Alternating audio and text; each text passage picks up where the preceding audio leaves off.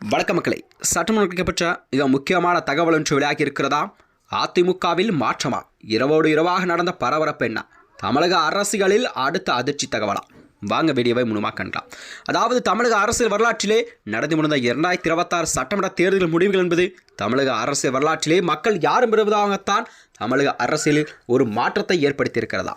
விஜயின் புதிதாக ஆரம்பித்துள்ள தமிழக வெற்றிக் கழகம் ஆரம்பித்த 2.5 ஆண்டுகளிலே தமிழகத்தில் ஒரு மிக பெரும்பான்மைய கட்சியாக நிலைநிறுத்தி 108 இடங்களை பிடித்து தமிழகத்தில் ஒரு மிக பெரும்பான்மையான ஆட்சி அமைக்கும் சூழல் உருவாகியிருக்கிறதா. அதைத் தொடர்ந்தான் விஜய் அவர்கள் தமிழகத்தின் முதலமைச்சராக பதவியேற்றிருக்கிறார்.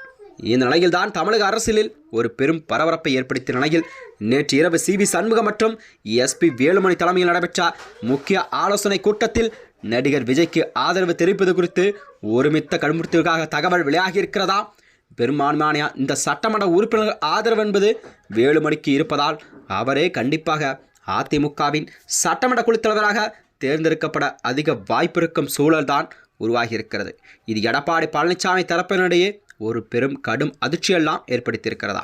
அதாவது இத்தனை ஆண்டு காலமாக அதிமுகவின் பொறுப்பாக விளங்கி வந்த எடப்பாடி பழனிசாமி பதவி விட்டு விலக்கக்கூடிய இந்த ஒரு பிரிவர் என்பது தமிழக அரசியல் மட்டுமன்றி அதிமுக தொண்டர்களிடையே ஒரு பெரும் அதிர்ச்சியை ஏற்படுத்தியிருக்கிறதா.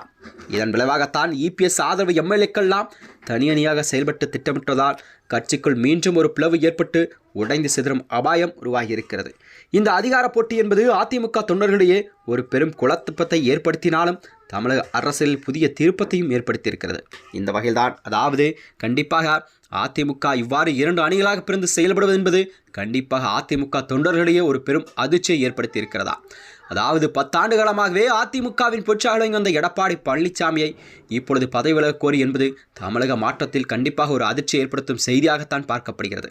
அதாவது அனைத்து இந்திய அண்ணா திராவிட முன்னேற்ற கழகம் எடப்பாடி என்ற அந்த ஒற்றை வார்த்தைக்குத்தான் அதிமுக தொண்டர்களிடையே அதிமுக வாக்குகள் என்பது கிடைக்கக்கூடிய சூழல் உருவாகியிருக்கும் நிலையில்தான் இப்பொழுது SP வேலுமணியை கண்டிப்பாக அதிமுகவின் கட்சி குழு தலைவராக கண்டிப்பாக தேர்ந்தெடுப்பு என்பது அரசியல் மாற்றத்தை கண்டிப்பாக ஏற்றுக்கொள்ளாத சூழல்தான் அதிமுக தொண்டர்களிடையே ஒரு பெரும் அதிர்ச்சியை கூட ஏற்படுத்தியிருக்கிறதா. இந்த வகையில்தான் எடப்பாடியின் அடுத்த கட்ட நகர்வு என்னவாக இருக்கும் இந்த குழப்பம் நிலை கொண்டு இருக்கலாம். அதாவது எடப்பாடி தலைமையிலே ஒரு அணியில் 17 MLAக்களும் CV சண்முகம் மற்றும் விஜயபாஸ்கர் மற்றும் SP வேலுமணி தலைமையில் 30 MLAக்களும் இருந்த நிலையில்தான் அவரவர் தனித்தனியாகவே சபாநாயகரிடம் கண்டிப்பாக தனித்தனியான வாக்குகளை அளிப்பதன் மூலம் கண்டிப்பாக தமிழக அரசியலிலே அதிமுகவில் ஏற்பட்ட இந்த பிளவுகள் என்பது கண்டிப்பாக நீடிக்கக்கூடிய சூழல் உருவாகி இருக்கிறதா. இந்த வகையில்தான் அதாவது அதிமுகவின் பொதுச்செயலாளராக யார் நீடிக்கப் போகிறார், கண்டிப்பாக பொதுச்செயலாளராக யார் தேர்ந்தெடுக்கப் போகிறார் என்ற கேள்வியெல்லாம் மக்களிடம் ஒரு பெரிய கேள்விக்குறியாக பார்க்கப்பட்டு வருகிறதா. மேலும் இதுபோன்ற வீடியோக்களை தெரிந்து கொள்ள நமது சேனலை மறக்காமல் சப்ஸ்கிரைப் செய்து கொள்ளும். நன்றி, வணக்கம்.